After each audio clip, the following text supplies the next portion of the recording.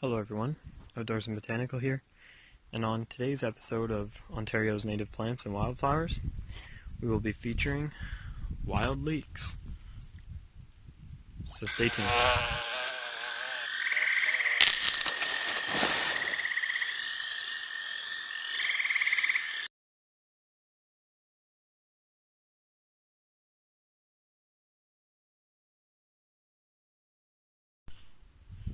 Alright everybody, so today I'll be talking about leeks, how to identify them, how to pick them, and a few ideas of what you can use them for.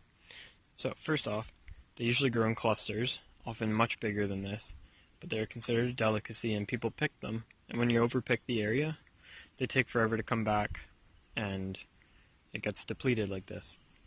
So if you go picking them, please be respectful, pick from the outsides of the piles, or of the clusters, and go to multiple patches to pick all the leeks you need for whatever you make. That way, every year they will come back, and you don't have to worry about them being depleted. The problem is they take a long time. Once you pull the bulb out, that plant no longer comes back. So if you pull all the bulbs out, there won't be a patch next year. So only pick a few from every patch so that they can keep coming back. So to identify them, they usually have between 1 and 3 leaves. The average one has 2 leaves. They often have a red stem, although sometimes it can be a green stem, like this.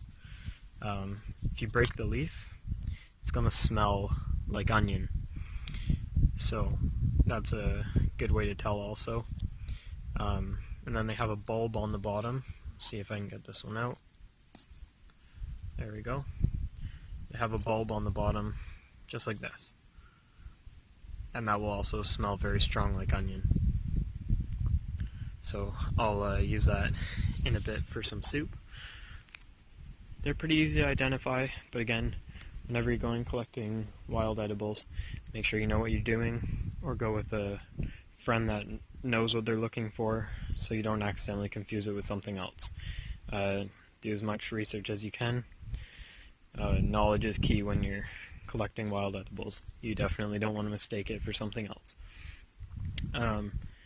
So with that said, after you know how to identify them, you know how to pick them respectfully without deleting a patch, then you want to know what you can use them for.